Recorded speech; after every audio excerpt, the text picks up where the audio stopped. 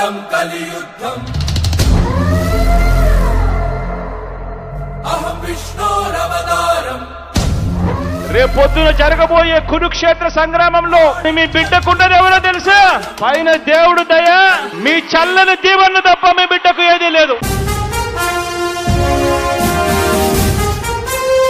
Vote వేయడానికి వెళ్ళేటప్పుడు ఒకటి ఆలోచన చేయమని అడుగుతా ఉన్నా. వీళ్ళు చెప్పిన అబద్ధాలను నమ్మకండి, వీళ్ళు చెప్పిన మోసాలను నమ్మకండి. కేవలం ఒకటి కొలమానంగా తీసుకోండి. మీ ఇంట్లో మీ బిడ్డ వల్ల మీకు మంచి జరిగిందా లేదా అన్నది మాత్రమే కొలమానంగా తీసుకోండి.